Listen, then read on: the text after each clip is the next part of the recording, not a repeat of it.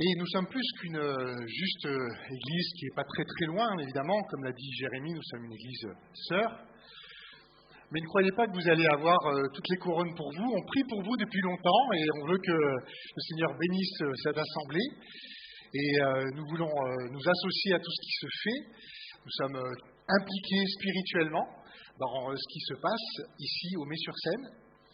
Alors évidemment, on ne se croise pas très souvent, mais croyez-le, le mardi soir, très régulièrement, vous êtes une des églises pour laquelle on prie et on demande à Dieu de se manifester. Donc vous ne serez pas les seuls à avoir des couronnes dans le ciel, parce que l'œuvre de Dieu est grande et elle nous dépasse, vous et moi. En tout cas, c'est une joie d'être pour moi avec vous ce matin. Et c'est une joie surtout de partager la parole. Vous savez qu'on peut parler de pas mal de choses, on peut philosopher, on peut même peut-être échanger certaines expériences de la vie, ça a toujours un intérêt. Mais c'est la parole de Dieu qui donne la vie. Et c'est le témoignage que nous donne l'apôtre Jean que nous allons pouvoir lire ce matin. Je ne sais pas si vous avez en souvenir à peu près les apôtres qu'il y avait à l'époque de Jésus-Christ. Il y en avait 12, n'est-ce pas? Je ne me trompe pas? Voilà. Et il y avait parmi le plus jeune, probablement, le frère de Jacques qui s'appelait Jean, un enfant qui était donc promu à une bonne carrière de pêcheur de poissons et qui se voit embarqué dans cette troupe à la suite du Seigneur Jésus-Christ, de Jésus-Christ qui va aller chercher ses disciples. Et cet apôtre, un petit peu en retrait, on peut dire, différent dans le sens qu'il a un peu moins d'expérience de vie aussi, il a cette étiquette un peu particulière parce que Jésus-Christ parlera de lui, il dira que voilà, il y a un lien, c'est l'apôtre préféré si on peut parler comme ça parce que c'est le plus jeune, et on se rend compte que cet apôtre-là qui aura vécu l'intégralité du 1er siècle quasiment, puisqu'il va mourir dans les années 95, va avoir un rôle très important dans la transmission de ce qu'il a vu, de ce qu'il a entendu, et ce sera l'objet ce matin de notre proposition, de la proposition du témoignage qui est rendu. Tout à l'heure, plusieurs passages ont été lus, plusieurs de l'épître de Jean, la première épître de Jean, n'est-ce pas, vous connaissez, qui a été écrite par Jean, même si l'auteur n'est pas mentionné, on pense que c'est lui qui l'a écrit. Jean a écrit d'autres livres dans la parole de Dieu, par exemple, l'Apocalypse, voilà, et aussi l'Évangile de Jean. Et dans l'Évangile de Jean, comme dans la première épître de Jean, eh bien, nous avons là un descriptif qui doit attirer notre attention. Et je vous propose d'ouvrir la parole, sans plus tarder, au premier chapitre de Jean. 1 Jean, chapitre 1. Tout le monde a une Bible? Ou un moyen de lire la Bible?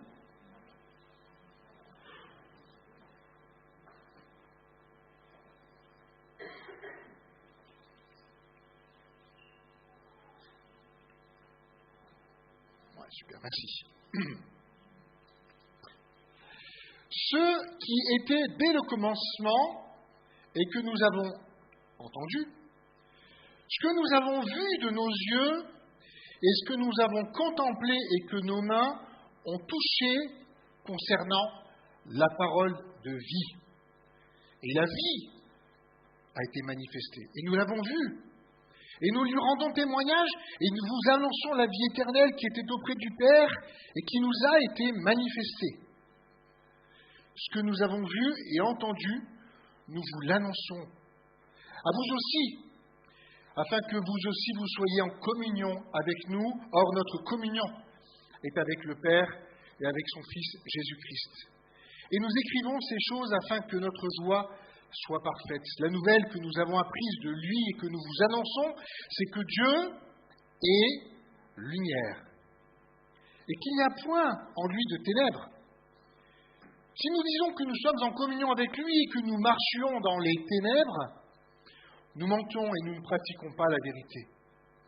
Mais si nous marchons dans la lumière, comme il est lui-même dans la lumière, nous sommes mutuellement en communion et le sang de Jésus, son Fils, nous purifie de tout péché. Si nous disons que nous n'avons pas de péché, nous nous séduisons nous-mêmes. Et la vérité n'est point en nous. Mais si nous confessons nos péchés, il est fidèle est juste pour nous les pardonner et pour nous purifier de toute iniquité. Si nous disons que nous n'avons pas péché, nous le faisons menteur et sa parole n'est point en nous. Mes petits enfants, je vous écris ces choses afin que vous ne péchiez point. Et si quelqu'un a péché, nous avons un avocat auprès du Père, Jésus-Christ le juste. Il est lui-même une victime expiatoire pour nos péchés, et non seulement pour les nôtres, mais aussi pour ceux du monde entier. J'arrêterai là, même si c'est intéressant de lire l'intégralité de cet épître chez vous. Il y a dans ce premier chapitre-là quelque chose qui sort de l'expérience de ce jeune homme qui a vécu avec Jésus-Christ plusieurs années. Alors vous savez que les jeunes hommes, voilà, quand on est jeune, on a envie de faire plein de choses, n'est-ce pas? On a envie de s'amuser, on a envie de découvrir le monde, on a envie de tout essayer. Ma fille, la semaine dernière, a fait de l'hélicoptère. Voilà. On a envie de tout faire, n'est-ce pas? Ah bon, peut-être pas ici, je sais pas. Si, on a envie, n'est-ce pas? On se dit que la voie est tracée devant nous, on a la santé, on peut même tenter même des choses que personne n'aurait fait. Voilà. Et c'est un peu dans cet état d'esprit que je veux voir l'apôtre Jean qui va parler ce matin et qui va dire « Attention, j'ai vécu quelque chose d'étonnant, et c'est ce qu'il raconte dans ce premier chapitre et ces premiers versets. Nous avons donc vu et nous avons contemplé quelque chose qu'il a appelé la vie. La vie manifestée. C'est très intéressant parce que Jean, qui a vu tout ce qui s'est passé avec Jésus-Christ, qui a vécu toutes ces choses-là, va conclure en disant « ça, c'est la vie. Ça, c'est la vie. Ça, c'est la vraie vie qui vaut la peine d'être vécue. » Il va dire « mais c'est quelque chose qui dépasse tout ce qu'on peut imaginer, tout ce qu'on peut penser. » Et on a ce témoignage-là, et aussi celui qui est dans le premier chapitre de l'évangile de Jean, quelque chose de très fort qui nous est dit. La vie était là, elle est arrivée, elle est venue chez les siens, la lumière est venue chez les siens, et les siens ne l'ont pas reçue. Mais à tous ceux qui l'ont reçue, elle a donné le pouvoir de devenir enfant de Dieu. Elle a donné cette identité d'enfant de Dieu, enfant de lumière, nous pourrions dire, et ça va introduire la suite de notre texte de ce matin. Quand Jésus-Christ a été vu par Jean, Jean va dire, mais là c'est la vie. Là c'est la vie. Alors je ne sais pas si vous êtes de ceux qui avaient envie d'être une star plus tard. Je ne sais pas. Les projecteurs, alors maintenant c'est pas des projecteurs, maintenant c'est la webcam, fixée sur vous, n'est-ce pas?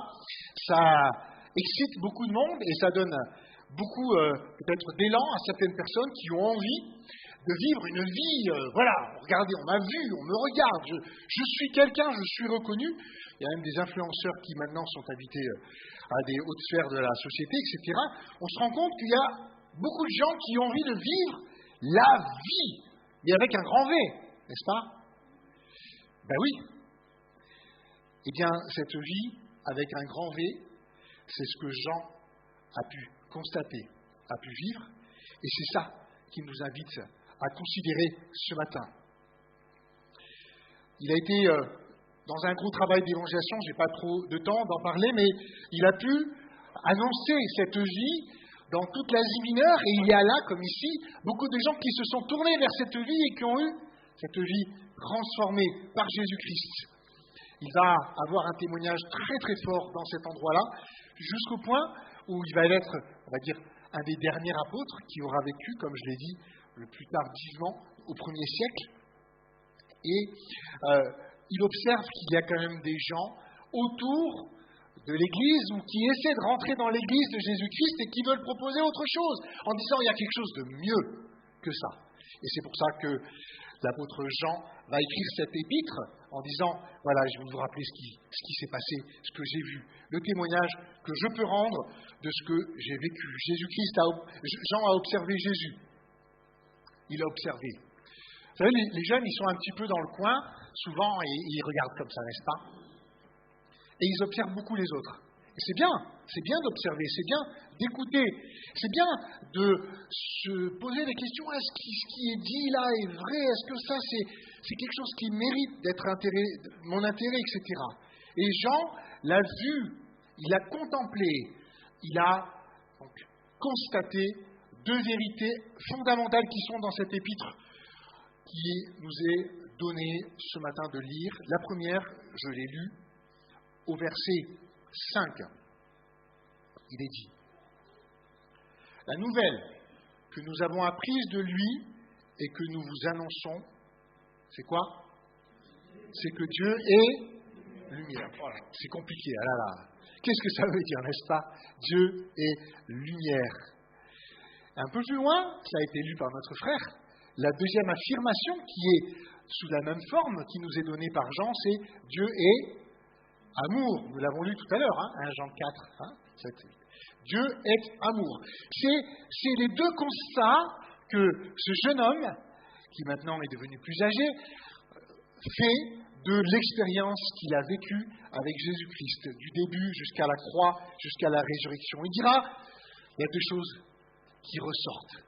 C'est que Dieu est lumière et que Dieu, il n'y a pas de ténèbres en lui et que Dieu est amour. Alors on n'a pas le temps d'étudier ces deux aspects, peut-être une prochaine fois, mais en tout cas, j'aimerais m'intéresser avec vous ce matin sur cette première qualité caractéristique de Dieu. Dieu est lumière. Il est lumière. Ça veut dire quoi? Ça veut dire qu'il n'y a pas de ténèbres en lui, comme nous dit le texte. Tout est parfait en Dieu. Tout est vérité. Tout est saint. Il n'y a rien qui soit tordu, caché. Tout est clair. Notre Dieu est comparable à une lumière qui éclaire et qui ne va pas éclairer juste une scène quand on devient une star, mais qui va éclairer tout de notre vie. C'est le premier point. Et ce deuxième point, Dieu est amour. Notre problème, c'est que si Dieu est lumière pour vous, pour moi, eh bien, ça révèle que nous ne sommes pas des gens parfaits. Enfin, peut-être que parmi nous, il y en a qui l'entendent pour la première fois. Mais quand on regarde nos vies, il y a beaucoup d'hésitations, il y a probablement aussi des échecs, il y a aussi probablement des moments où eh bien, on ne fait pas ce qu'on devrait faire, ça s'appelle rater, n'est-ce pas? Il y a des moments où on est à côté, où finalement, il y a même des moments où finalement on subit et on n'a pas le choix, on fait des choses qu'on ne voudrait pas. Notre vie, nos vies ne sont pas des vies qui sont parfaites, n'est-ce pas? En tout cas, elles sont marquées par cette nature que la Bible appelle la nature pécheresse. Et parce que Dieu est lumière, eh bien, ça m'embête. Ça m'embête parce que ça met de la lumière sur ce qui ne va pas dans mon cœur.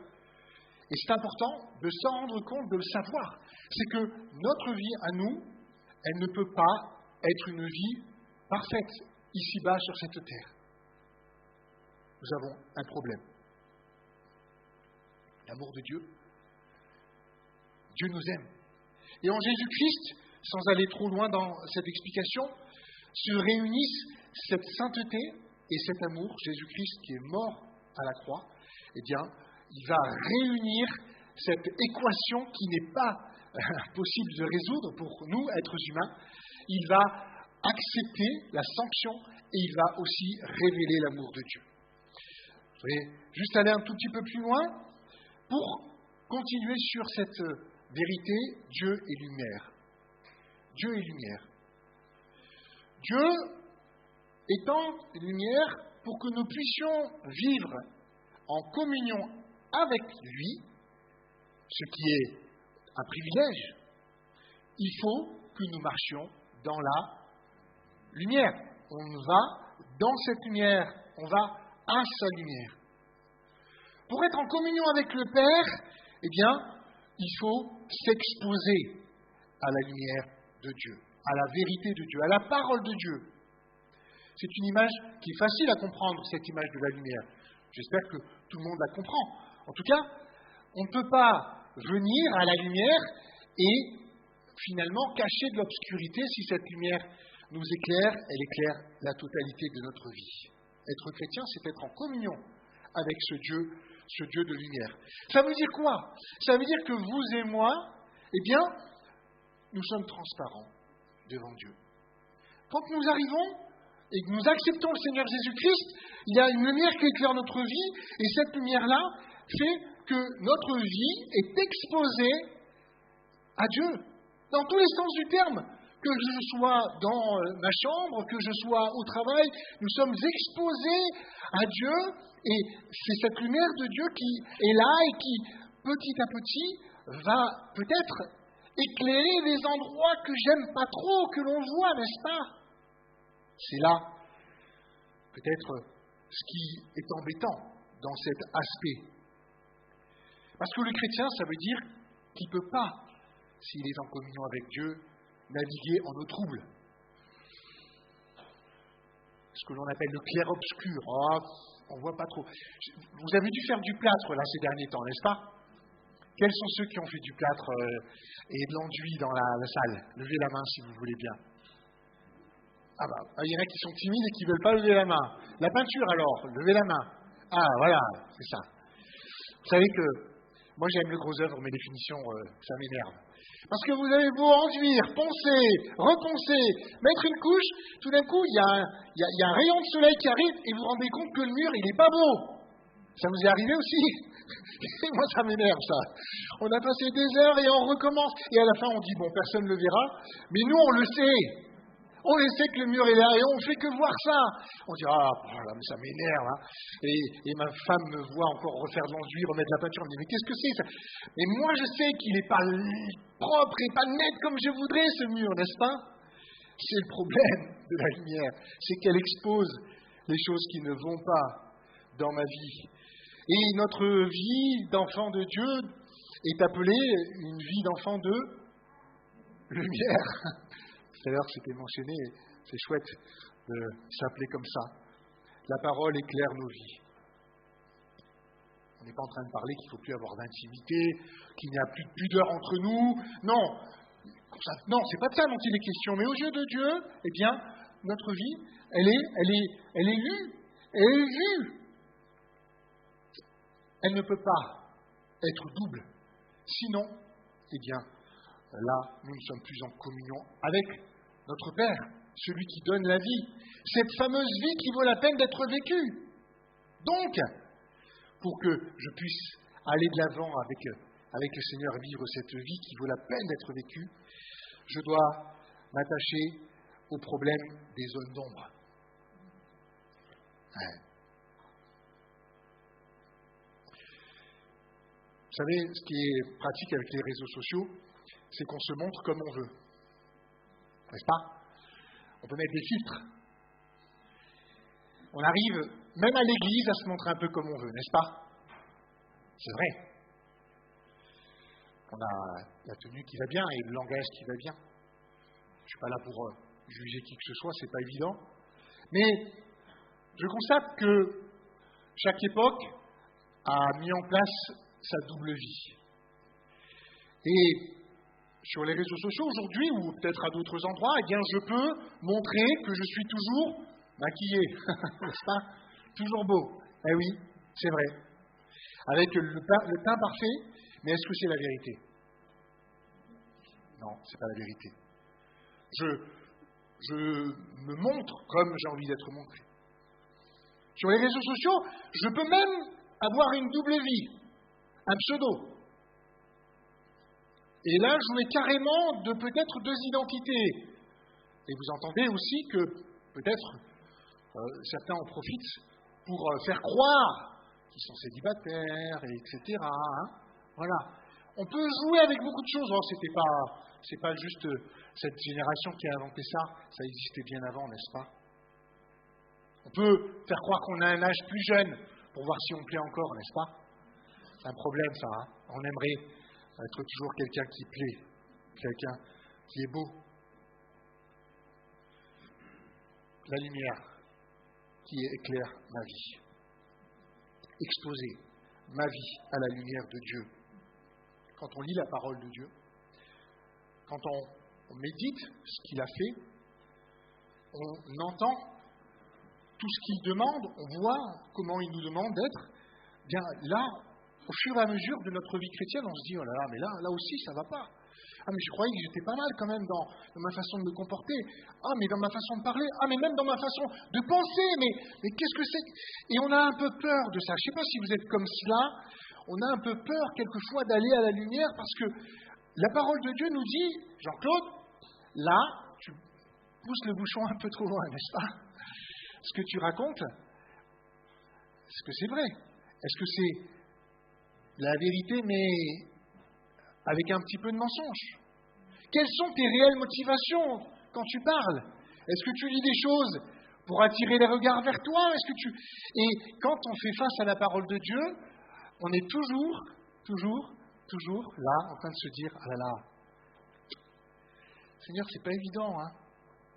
Merci pour le pardon des péchés, mais Seigneur, j'aimerais tellement que tu continues ton œuvre en moi, n'est-ce pas? Je vous invite, en tant que chrétien, à ne pas cacher vos faiblesses au Seigneur. Je dirais même à ne pas cacher vos doutes au Seigneur, vos colères au Seigneur. Pas en étant arrogant et prétentieux. Mais notre Dieu est un Dieu de la vérité, qui préfère entendre les choses qui sont là, avec un cœur authentique, et qui peut après, de cette vérité, faire quelque chose, que d'être ce Dieu qui, finalement, n'a aucune place, parce que c'est le mensonge qui règne. Vous êtes chrétien, vous êtes exposé à la lumière de Dieu, c'est un problème, mais c'est aussi notre solution. Parce que quand on s'approche de Dieu, quand on s'expose à Dieu, à sa parole, à ce qu'il nous dit, eh bien, là, finalement, on se rend compte qu'on a besoin de lui et que lui peut faire des choses dans notre vie. On se rend compte, peut-être même, d'un certain nombre de choses douloureuses qui ont marqué notre vie, qui ont marqué notre passé. Douloureuses, et on se dit, Seigneur, voilà, tu vois mes faiblesses, tu vois comment c'est dur pour moi, et je veux venir devant toi. Et je veux te demander une chose. Rends-moi fort de ta force à toi. Pas voilà, moi je suis un chrétien, toujours victorieux, je connais, ouais, je suis fort. Hein. Vous savez, on est capable de parler toujours de victoire, de ceci, cela, mais de pouvoir offrir son cœur en disant, Seigneur, je suis pécheur par nature et il y a des raisons, il n'y a pas de raisons, il y a des situations, il n'y a pas de situation, mais je t'apporte ce que je suis. Ça décourage souvent les chrétiens, quand ils lisent la parole de Dieu, de se dire, oh là là, j'y arriverai jamais, alors je vais faire façade comme les autres, je vais parler comme les autres, et quand je serai plus en présence des chrétiens, ça sera plus facile parce que je pourrai être moi-même. Hein. Donc des chrétiens autour de soi à petite dose. Non, le Seigneur veut faire autrement, c'est ce qui est dit dans ce texte-là. Pourquoi s'exposer à la lumière de Dieu si c'est si dérangeant? Pourquoi? C'est là que Jean va apporter tout son témoignage. Parce qu'il va dire, oui, c'est dérangeant. Mais là, je vous explique un processus. Je vous explique le processus de la vie. On le lit un petit peu plus loin, n'est-ce pas? Si nous disons que nous n'avons pas de péché, nous nous séduisons nous-mêmes, au verset 8, et la vérité n'est point en nous. Mais si nous confessons nos péchés, il est fidèle et juste pour nous pardonner et nous purifier de toute iniquité. Quand on est exposé, on voit bien les choses. À ce moment-là, on ne doit pas tourner autour du pot. On ne doit pas désigner les autres, on doit, dans son cœur, on doit, dans sa méditation avec Dieu, se poser la question, mais ça c'est péché ou est-ce que ça c'est pas quelque chose qui est péché? Oui, mais c'est à cause de l'autre qui a fait ci, c'est à cause de... Non, est-ce que ça c'est péché? Vous savez, le mot là, confesser, C'est le mot qui, en français, a donné le mot homologué. C'est quoi homologué? Ça veut dire qu'en fait, on a une checklist, vous savez, et on dit, alors oui, ça marche bien, tac, tac, tac, tac, un peu comme un contrôle technique, et on homologue quelque chose, oui, ça c'est ça. Et homologuer, le péché, ça veut dire être capable d'identifier dans sa propre vie personnelle ce qui est péché aux yeux de Dieu. Est-ce que vous savez reconnaître ce qui est péché aux yeux de Dieu dans votre vie? Ce que Dieu nomme péché. Ça, tout le monde le fait, Jean-Claude. Ah, pas grave. Non, mais ça, c'est un petit truc. Hein. Ouais, c'est un petit péché. Hein, c'est pas... Ça, ouais, il y en a qui appellent ça péché, il y en a qui appellent ça débrouille. Hein. Ah. Non, homologuer, c'est dire, voilà, Dieu, il voit ça comme quelque chose qui ne lui convient pas. Je coche dans ma vie que ça ne convient pas à Dieu. Et après, on demande pardon à Dieu et on lui dit, voilà, il y a ça. Je ne te parle pas des autres, je ne te parle pas de l'Église, je ne te parle pas de mon père, ma mère, mes frères et mes sœurs. Je te parle de moi, Seigneur. Ça ne va pas. S'il te plaît, Seigneur, fais ton œuvre de lumière en moi. Pourquoi? Si nous disons que nous n'avons pas de péché, nous le faisons menteur. Mais si nous confessons nos péchés, il est fidèle et juste pour nous pardonner. C'est génial, n'est-ce pas?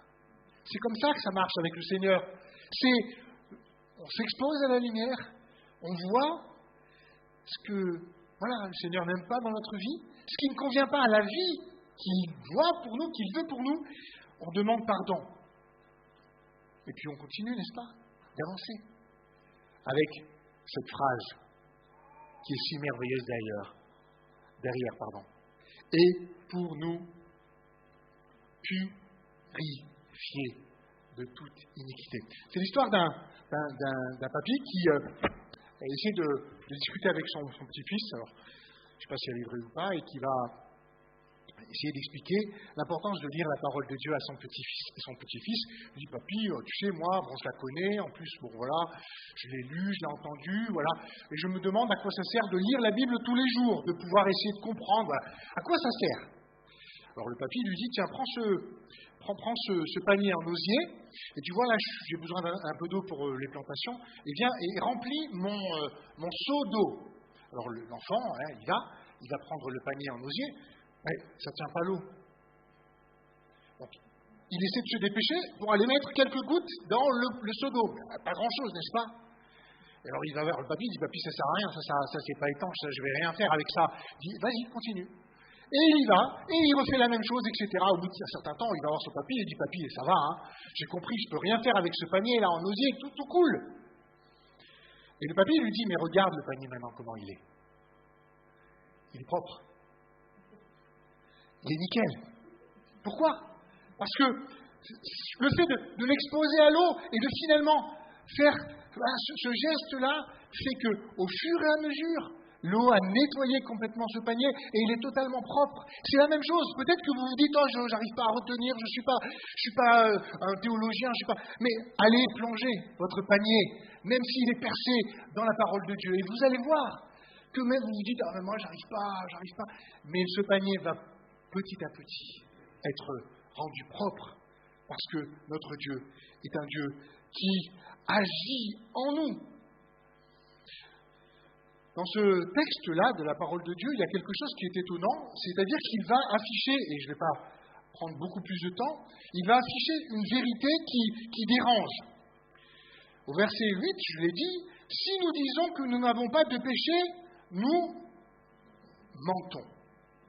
Attendez, mais les chrétiens, ils ne pêchent pas, n'est-ce pas? Les chrétiens, ils sont différents des autres. Ça. Et même, non, moi je préfère aller écouter les chrétiens qui parlent de réussite. Hein. Ah non, mais là, il y a quelque chose, là. Là, il se passe quelque chose, là. La réussite, ça marche. Wow. Alors lui, toujours top, merveilleux, etc. Et là, même les chrétiens d'aujourd'hui, nous sommes en contradiction avec ce texte, bien souvent, parce que, en fait, ce mot, cet examen, cette exposition à la parole, à la vie de Dieu, nous gêne. Et on préfère parler de chrétien qui est victorieux, de chrétien qui a réussi à sortir de ceci, de cela, plutôt que de chrétien, ce que l'on appelle sanctifié, transformé par la parole de Dieu. Je ne sais pas si vous avez remarqué ça, on est fasciné par ceux qui affichent leur réussite, même les chrétiens qui affichent leur réussite, leur succès. On va plus facilement aller voir quelqu'un qui va dire « moi je vais vous guérir » que moi je vais vous montrer comment demander pardon à Dieu de vos péchés. Beaucoup de gens de ce siècle ne veulent pas avoir cette humilité de reconnaître leurs péchés.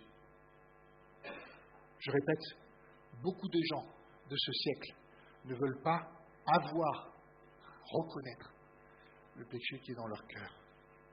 Vous savez, je travaille dans la sécurité ferroviaire, et le principe de la sécurité ferroviaire, c'est que quand on fait une petite erreur, on doit tout analyser pour savoir qui a fait l'erreur. Et ce qu'on peut mettre en œuvre pour ne plus faire cette erreur, évidemment, un train qui déraille, ce n'est pas évidemment une bonne chose. Et mon rôle à moi, c'est d'identifier les facteurs qui font que l'erreur se fasse, est arrivée. Et on arrive souvent à identifier plusieurs facteurs. Et on dit, il s'est passé ça parce qu'il y a ça, parce qu'il y a ça, parce qu'il y a ça. Et le réflexe que j'ai, que mes collègues ont, de dire, ah oui, mais c'est pas de ma faute, hein. Jean-Claude, si tu considères ça, oui, je veux bien, j'entends. Ah mais quand tu vois bien les choses, les circonstances, donc c'est pas de ma faute. Oui. N'est-ce pas? On a un peu du mal à reconnaître ce qui est au fond de notre cœur. Ouvrir son cœur à Dieu. J'espère que vous le faites, papa. J'espère que vous le faites, maman. J'espère que vous le faites devant vos enfants quelquefois aussi, de demander pardon. J'espère que vous avez cette liberté de dire « je ne suis pas parfait » et par contre, je viens au Seigneur pour que lui me transforme. C'est fondamental, c'est la base de la vie chrétienne. Vous allez dire, Jean-Claude, il est venu pour nous parler de ça ce matin. Parce que je suis étonné dans le travail pour le Seigneur par le nombre de gens qui portent des choses et qui les transportent et qui les ramènent et des choses et des choses. Et leur vie finalement est tellement lourde. Dieu est la lumière qui veut donner la vie. Ce texte nous dit, et vous purifiez. C'est pas juste avec les pardons, j'efface, c'est-à-dire cette possibilité qu'a Dieu d'enlever toutes les bactéries, ce rayon X, vous savez, qui détruit même ce que personne ne voit. Le Seigneur est capable de purifier ce qui ne va pas dans notre vie. Seul lui est capable de le faire. Et je le crois, et je le vérifie. Et c'est vrai, heureusement, alléluia, que le Seigneur est capable de faire cela. La conclusion est simple. Est-ce que vous marchez dans la lumière de Dieu? Elle est simple. Est-ce que vous vivez de cette vie de Dieu parce que vous marchez dans la lumière? Est-ce que vous avez compris le privilège que c'est de pouvoir marcher dans la lumière de Dieu? De ne pas se perdre, de savoir où on va. Seigneur, tu me guides, c'est toi la lumière, n'est-ce pas? L'immense privilège d'être en communion avec le Seigneur en disant, Seigneur, tu vois ce que je suis vrai avec toi, je suis honnête, tu me connais. Seigneur, change mon cœur, change ma vie. C'est un privilège immense, n'est-ce pas? Et aussi de savoir que le Seigneur est capable de purifier ce qui est impur. Votre cœur est peut-être impur de certaines choses.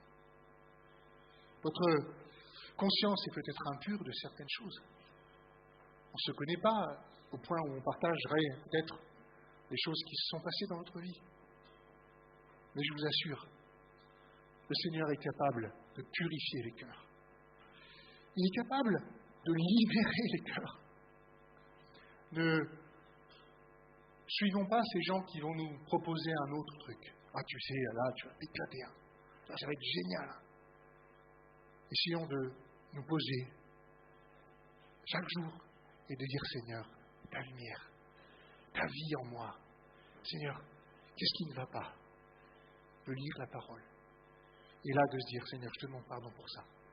Purifie-moi. Et là, on se relève.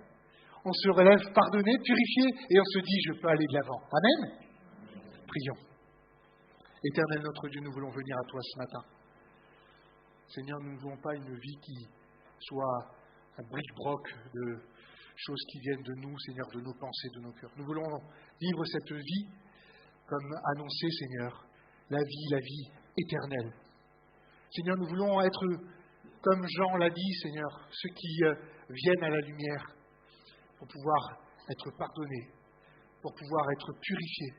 Nous voulons te remercier, Seigneur, parce que tu ne nous laisses pas dans notre situation, mais tu as commencé une œuvre en nous.